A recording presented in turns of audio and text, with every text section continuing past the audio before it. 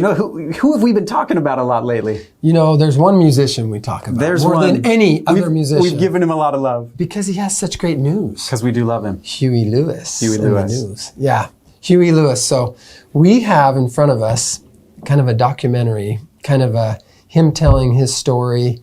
And recently he's been, needing to get involved with his hearing devices. And I mean, who knew that he wears hearing devices? Because he's got hearing loss. Yep. He's got Ménière's disease. He's got kind of an unusual form of Ménière's disease that's in both ears. Right. So of course, he's got fluctuating hearing. He's got vertigo problems. He's got tinnitus issues. I mean, he's a musician that has fluctuating hearing, roaring, funny ocean-type tinnitus in his ear that comes louder and softer at different times. I mean, this is a lot to juggle if you're a musician. So I think we're going to watch a video of him getting tested. Yeah. So maybe hearing aids worked on a little bit. We've never seen it. We're not sure. Nope. Should we see what we got? Let's see what we got. Okay. Here we go. Let's hit play. Huey Lewis. From the top. Okay, coming in. We're with the legendary Huey Lewis. True. You've been on this journey with your Cool hearing video for otoscope. a long time. Yeah. Hairy ear canals. Yes. You first had Meniere's diagnosed Got in the your right mask ear on. back in the 80s. Yep. 35 years ago almost. I'm a particularly tough case because I lost hearing in my other ear 2.5 years ago. Right. As we know, there's no... So he went 35 years, he said, with tinnitus and the symptoms of Ménière's disease with fluctuating hearing. On one side. Yeah. He's kind of pointing to his right ear, so we'll just assume it's his right ear. I think that's probably accurate. And then 2.5 years ago, whoa, now Other I'm getting side. it in my good ear. This is the ear I've been depending on, right? And it says right there on the screen, there's no cure in every case for Ménière's. I'd say pretty much in... Yeah, I mean, there's no cure for Ménière's disease. Ménière's is interesting because there's not a cure. They do some different they have different ideas that can slow it down, that can kind of manage it. I think the management of Ménière's is like low sodium, try to avoid things that might stimulate your nervous system. So nicotine, caffeine, stress. Yeah, get on a diuretic sometimes, Sleep. Yep, try to manage diuretics. fluid levels. Oh yeah, water, getting lots of clear fluids in your system, trying to keep that cellular system, all the fluids talking to each other and keeping everything as fluid and lucid as possible is the idea. You don't want to clog your system with too much of those other things. So it's usually, you try to manage it, right? Try to you manage can't it cure it. and hope for the best. They've done experimental surgeries over the years. You've probably seen patients like I have that have talked about surgeries that were done. Really, there's nothing, though, that's accepted as the treatment, the cure for Ménière's disease. Right. One other thing that we saw just briefly is they're doing a pretty thorough exam on him. It looked like it. We're seeing otoscopy. Yeah. We commented he's got some hairy ear canals. That's no big deal, Huey. Nothing to be embarrassed You know about. what? Yeah. But the ear canals were clean. And then he's in the booth. He's got the headphones on. You could see he was reacting to sound. So they're testing for speech, like how's he perceiving speech? What are his hearing levels like? And so he's in a sound booth. So he's not in some fly-by-night place, right? He's in a pretty thorough clinic. Not in a lunchroom, not in a cafeteria having his hearing checked. He's in a good sound booth, sound-controlled environment. Yeah. Or in every case for Meniere's. Right. But you've been wearing Livio AIs, I think, for the last couple years. A video otoscope. Since I came here. And, I can't do without them.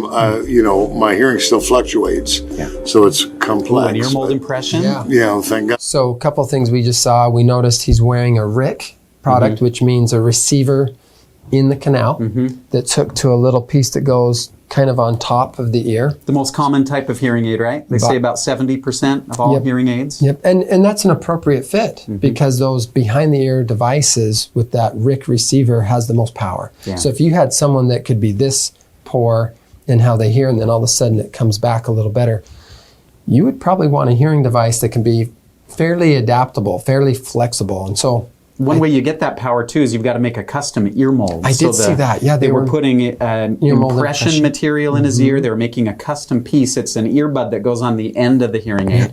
And that allows for a lot more power for a more severe hearing loss. Also, it allows for more control of sound. We now can control where the receiver tip is in proximity to the eardrum. Yeah. You can't do that with a normal tip.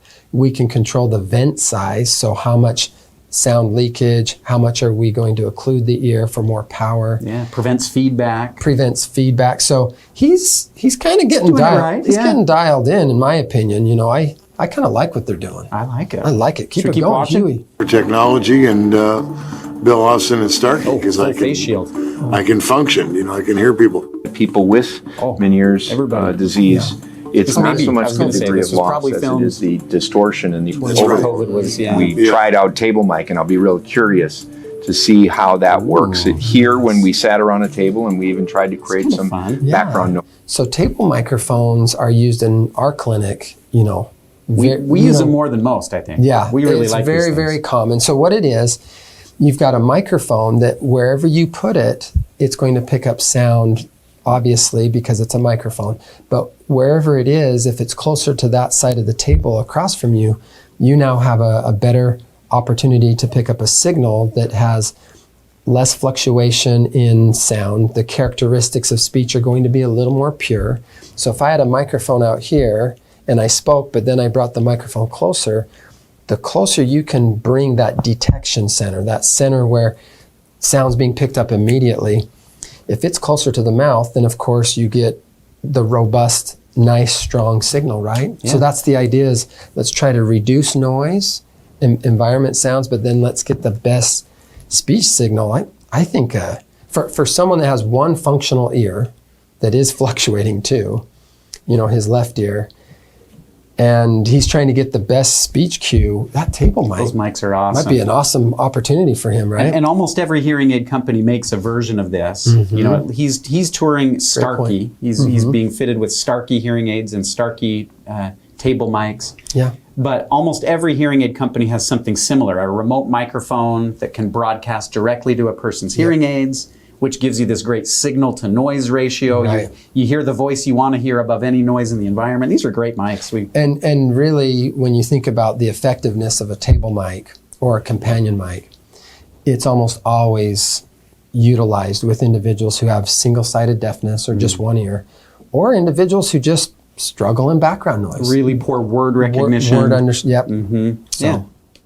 And so by providing this that effectively acts like a third ear that gets a little closer third ear. to the source. A table with a lot of people where there's a lot of conversation going on, and I can direct it to one or two people, It's talking about and then the I can actually hear them He while likes other it. people are talking. Oh, yeah. as People well. love it. That's the design.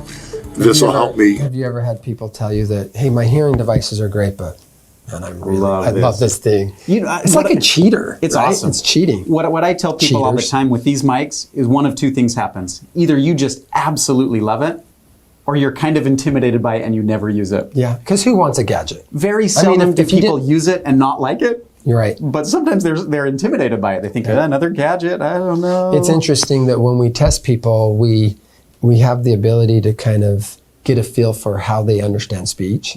So someone might have a score of, say, 56%, and you're like, wow, that's really low. And another person may have a score of 100%, and you're like, wow, you process speech really well. But when individuals kind of drop below that, kind of that 76, 72% level, and they start dropping into the 60s, the 50s, the 40s, these table mics become like saviors to them. Oh, they're Have you awesome. seen that? I have, It's amazing. over and over again. I mean, Huey's talking about it, so it must be true. But The third ear. Adding the third ear. maybe we should refer to that. Why are we calling it a companion mic when we could be calling it the third ear? Focus in. With edge mode, it's sort of like our version of Tesla's ludicrous mode. Yeah. It goes into hyper aware. Yeah, yeah. It's designed to do an assessment of the environment and to optimize the voice. I love it. I think I should use edge mode all the time. Mr. Austin or the clinicians that work with us, again, we think the best outcomes are delivered when it's So I like that they were just talking about the different modes the hearing device can go through and be put into a different mode for different listening environments. The more hearing loss an individual has, the more they appreciate those different modes or those different programs for different listening environments. Huey's no different than our patients. And it is interesting that the research shows that the more, if an individual has a severe loss, they want to have those different programs. They want to have that ability to manipulate sound to optimize it for different listening environments. Whereas an individual with, say, a mild loss or mild to moderate, they may only need one mode, because they're doing well in most environments. So yeah, everybody's a little different. You have to customize the fitting a little bit to the individual. speaking of customizing, Ooh, they're working on are something. you seeing that? I was just going to say, though, someone who's younger, who's tech savvy, who's loves technology, a little more comfortable maybe with his phone and with gadgets, these type of things, they work wonders. They're really great. And just speaking to that, the advent of Bluetooth in hearing devices that, launched with these apps, probably a good, would you say 8?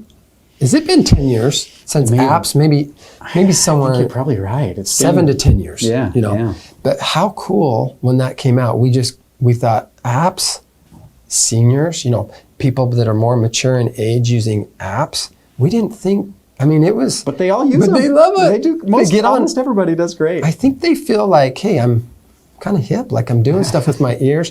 But my point is, the apps have been wonderful for adjusting the device, getting comfortable, maybe enhancing speech a little bit more. I mean, people can really dial in their devices, and you don't need a separate gadget anymore. No. It's all, you carry your phone, you're good to go. They like so to be convenient. Hip. It's hip to be square. When you said hip, It's hip to be square. Huey. Thank you, Huey. Technology with a human touch. It's been a good day for me, so thanks. Thank you very much. You bet. Appreciate it. It's been a good day. How awesome is that? Cool. Huey, still helping us, still teaching us. Love it. Love it, Huey. Yeah, thanks.